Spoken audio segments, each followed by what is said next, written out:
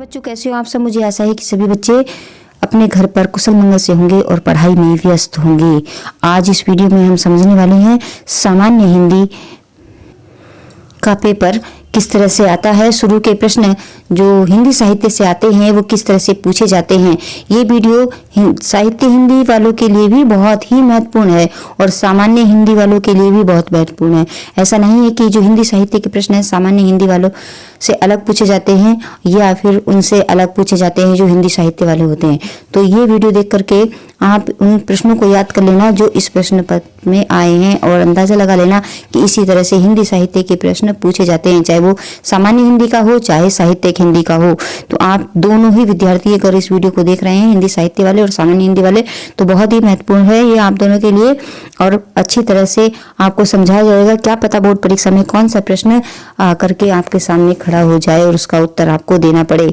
तो देखिए, सामान्य हिंदी वाले बच्चों और साहित्यिक हिंदी वाले बच्चों दोनों ही ध्यानपूर्वक से समझ लो कि जो आपका ये पूर्णांक है ये 100 नंबर का होगा और ये नंबर जो आपको दिख रहा है ये एक संकेतांक होता है। जो फर्स्ट पेज की जो आपकी एंट्री होती है जिसमें आप अपना रोल नंबर, स्कूल का नाम, केंद्र का नाम लिखते हैं, उसमें ये एक बॉक्स इस तरह से बढ़ करके आता है और उसमें ये कोड आपको भरना होता है।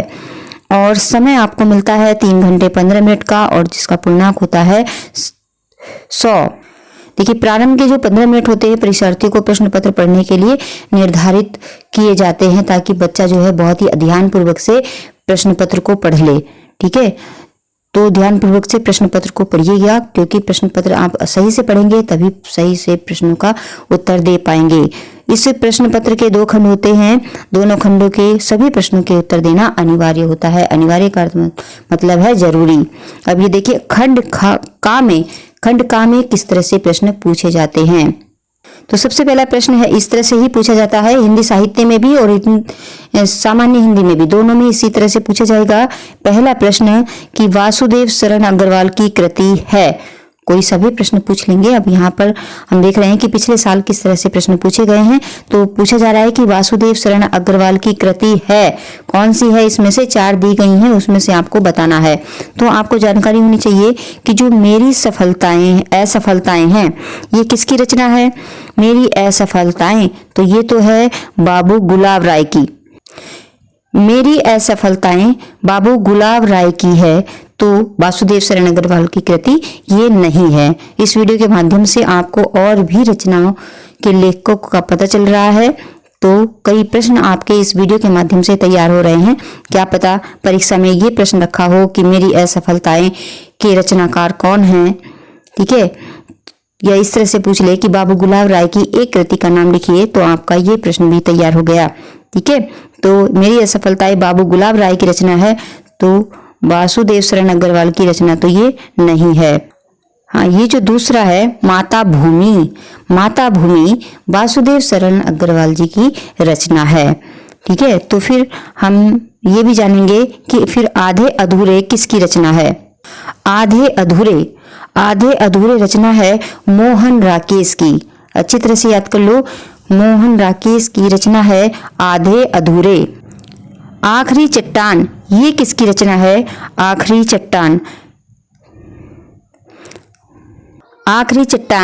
चट्टान भी मोहन राकेश जी का यात्रा वृत्तांत है। ठीक है, तो दोनों ही इसको याद रख लीजिए। आधे अधूरे, आखिरी चट्टान, इसके कौन है रचनाकार, मोहन राकेश। और मेरी असफलताएं गुलाब राय की रचना है और वासुदेव शरण अग्रवाल की रचना जो है वो है माता भूमि। अगला प्रश्न है, निम्नलिखित में हजारी प्रसाद द्विवेदी की रचना नहीं है। अब यहाँ पर देखिए, बहुत ही ध्यानपूर्वक से आपको देखना होता है। नहीं है, यही गलती कर जाते हैं विद्यार्थी परीक्षा में। नहीं है उनको नहीं दिखता है और वो सोच लेते हैं कि इसमें पूछा जा रहा है निम्नलिखित में से हजारी प्रसाद द्विवेदी की रचना है। उन्हें हाँ दिखाई देगा, नहीं दिखाई देगा। तो यहाँ पर बहुत ही ध्यानपूर्वक से समझना है कि प्रश्न में पूछा क्या जा रहा है। पूछा जा रहा है कौन सी रचना इनमें से नहीं है, किसकी, हजारी प्रसाद द्विवेदी की। ठीक है, तो यहाँ पर आप देखेंगे कि कौन सी हजारी प्रसाद द्विवेदी की नहीं है, क्योंकि 3 रचनाएं हमें दिख रही हैं यहाँ पर जो सभी जो है हजारी प्रसाद द्विवेदी की हैं और एक नहीं है। तो आपको वो खोजना है कि कौन सी उनकी नहीं है। तो देखिए, पहली है हिंदी साहित्य की भूमिका, ये भी हजारी प्रसाद द्विवेदी की रचना है। और विचार वितर्क, ये भी हजारी प्रसाद द्विवेदी की रचना है। साहित्य का मर्म, ये भी हजारी प्रसाद द्विवेदी की रचना है। तो वही बचा कौन सा? ऑप्शन तीसरा, ये हजारी प्रसाद द्विवेदी की रचना नहीं है, क्योंकि ये है किसकी रचना? अगर आपको याद है तो कमेंट बॉक्स में लिख देना कि किसकी रचना है। अगर आपको याद था, बिल्लेसुर बकरीहा, ये रचना है सूर्यकांत त्रिपाठी निराला जी की, और ये एक व्यंग्यात्मक उपन्यास है। क्या है ये? उपन्यास। याद रखना, ये उपन्यास है और व्यंग्यात्मक उपन्यास है ये। और किसका है? निराला जी का, सूर्यकांत त्रिपाठी निराला जी का नाम है जिसका बिल्लेसुर बकरीहा। अगला प्रश्न है, निम्नलिखित में से प्रोफेसर जी सुंदर रेड्डी की रचना है। अब इसमें से भी एक ऐसी रचना है जो प्रोफेसर जी सुंदर रेड्डी की है, बाकी 3 रचनाएं उनकी नहीं हैं। तो वे ये देखते हैं कि 3 रचनाएं और किस किस की हैं। सबसे पहली होती है मेरे विचार। तो ये मेरे विचार किसकी रचना है?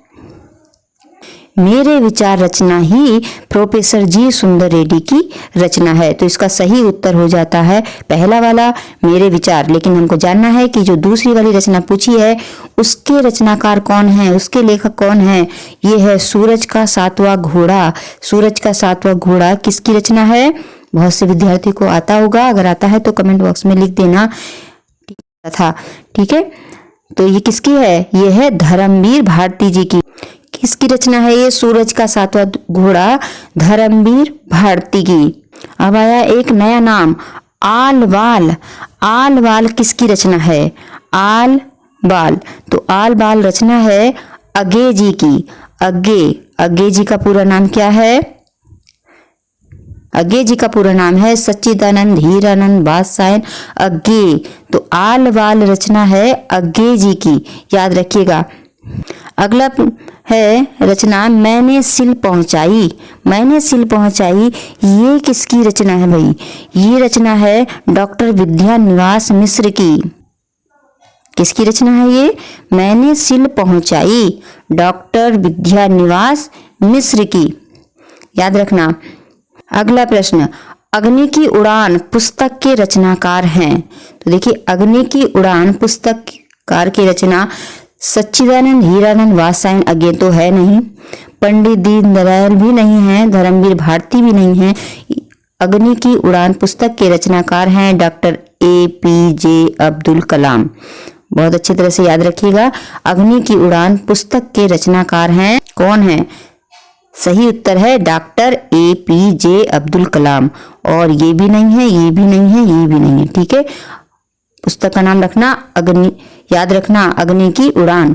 अगला प्रश्न, फणीश्वर नाथ रेणु की कृति ठुमरी किस विधा पर आधारित है? क्या यात्रा संस्मरण है, उपन्यास है, कहानी है या रिपोर्टाज है? अब आपको पता भी चल गया होगा अगर आपने पिछली वीडियो देखी है कि यात्रा संस्मरण क्या होता है, उपन्यास क्या होता है, कहानी क्या होती है, रिपोर्टाज क्या होती है। अगर नहीं पता है तो वीडियो देख लेना। ठीक है, ये आपको मिल जाएगी, आपकी जो प्ले लिस्ट है सामान्य हिंदी वालों को भी मिल जाएगी और साहित्य हिंदी वालों को भी मिल जाएगी प्ले लिस्ट में। तो इसका सही उत्तर है कहानी। ना ये यात्रा संस्मरण है, ना उपन्यास है, ना रिपोर्टाज है, ये है कहानी। ठीक है, तो इसका सही उत्तर क्या होगा? कहानी। अगला प्रश्न है, रस कलश किसकी रचना है? रस कलश, तो रस कलश ना तो भारतेंदु हरिश्चंद्र जी की है, ना जगन्नाथ रत्नाकर जी की है, ना जयशंकर प्रसाद जी की है। इसका सही उत्तर है अयोध्या सिंह उपाध्याय हरिऔध। सही से याद रखो, रस कलश किसकी रचना है? अयोध्या सिंह उपाध्याय हरिऔध की रचना है। हरिऔध जी ने इसे 1940 ईस्वी में लिखा था। कब लिखा था? 1940 ईस्वी में लिखा था। 1940 में रस कलश, याद रहेगा। रस कलश किसकी रचना है? अयोध्या सिंह उपाध्याय की। कब लिखी थी? 1940 में। अगला प्रश्न है, मैथिली शरण गुप्त की महाकाव्यात्मक कृति है भारत भारती, जयद्रथ, यशोधरा और साकेत। इनमें से कौन सी ऐसी रचना है मैथिली शरण गुप्त की? ये चारों ही रचना भारत भारती, जयद्रथ, यशोधरा, साकेत मैथिली शरण गुप्त जी की रचना है। लेकिन इसमें से महाकाव्यात्मक कृति कौन सी है? सही उत्तर है साकेत। साकेत मैथिली शरण गुप्त की महाकाव्यात्मक कृति है। साकेत मैथिली शरण गुप्त जी की महाकाव्यात्मक कृति है और ये महाकाव्यात्मक कृति 12 सर्गों में है। कभी कभी पूछ लिया जाता है कि इसमें कितने सर्ग हैं, तो बता देना कि इसमें कितने हैं, 12 सर्ग हैं। किसमें? साकेत में।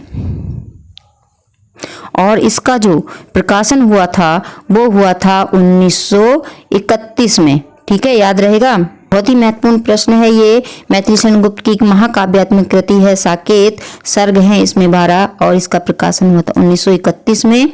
ठीक है, तो आपको 4 रचनाएं भी याद हो गई कि भारत भारती, जयद्रथ व्रत, यशोधरा और साकेत, ये किसकी रचनाएं हैं? मैथिली शरण गुप्त की हैं। इसमें से महाकाव्यात्मक कौन सी है? वो है साकेत। फिर आ गया है नहीं वाला सवाल। देखिए, निम्नलिखित में से जयशंकर प्रसाद की काव्य कृति नहीं है, यानी इसमें से कौन सी है जो जयशंकर प्रसाद की काव्य कृति नहीं है? जब नहीं का प्रश्न पूछा जाता है तो कोई एक रचना ऐसी होती है जो उनकी नहीं है, बाकी तीनों उनकी होती हैं। अगर आपने जयशंकर प्रसाद की ये रचनाएं पढ़ी हैं, याद हैं आपको, तो आपको याद ही होगा कि कानन कुसुम भी उनकी है, प्रेम पथिक भी है और चित्राधार भी है। तो बची कौन सी? बची ये वाली। ठीक है, ये बचती है, लेकिन हमें इसका भी पता करना है कि ये किसकी रचना है। इत्यलम किसकी रचना है?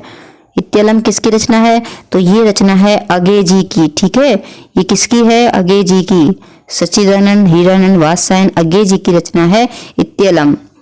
सही उत्तर क्या होगा? इत्यलम। ये अगला प्रश्न, सुमित्रानंद पंत को सोवियत लैंड नेहरू पुरस्कार किस कृति पर मिला था? सुमित्रानंदन पंत जी को सोवियत लैंड नेहरू पुरस्कार किस कृति पर मिला था? तो किस कृति पर मिला था? ये सुमित्रानंदन पंत जी को लोकायतन के लिए 1965 ईस्वी में सोवियत लैंड पुरस्कार मिला था। किसके लिए मिला था? लोकायतन के लिए मिला था। और कब मिला था? ये 1965 में मिला था। याद रखना ध्यानपूर्वक से। ठीक है, सुमित्रानंदन पंत जी को सोवियत लैंड नेहरू पुरस्कार किस कृति पर मिला? लोकायतन पर मिला। और कब मिला था? 1965 में। और सारी ही रचनाएं ये सुमित्रानंदन पंत जी की हैं। कला और बूढ़ा चांद, लोकायतन, चिदम्बरा और स्वर्ण। अगला प्रश्न और अंतिम प्रश्न है ये, निम्नलिखित में से सच्चिदानंद हीरानंद वात्स्यायन का काव्य संकलन है, इनमें से कौन सा? तो कौन सा है? इसका सही उत्तर है हरी घास पर क्षण भर। हरी घास पर क्षण भर सच्चिदानंद हीरानंद वात्स्यायन का काव्य संकलन है। लेकिन लहर, ये जो लहर है ये किसकी रचना है? ये जयशंकर प्रसाद जी की रचना है।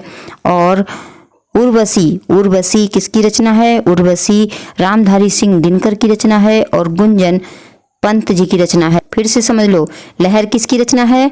जयशंकर प्रसाद जी की रचना है। गुंजन पंत जी की रचना है, सुमित्रानंदन पंत जी की रचना है। और उर्वशी किसकी रचना है? उर्वशी रचना है किसकी? रामधारी सिंह दिनकर जी की। तो आज इस वीडियो के माध्यम से आपने बहुत सारे जो हिंदी साहित्य के जो प्रश्न हैं वो समझे और आपको याद भी हो गए होंगे। और इस वीडियो में जितने भी प्रश्न बताए गए हैं वो सब आप कॉपी में उतार लेना।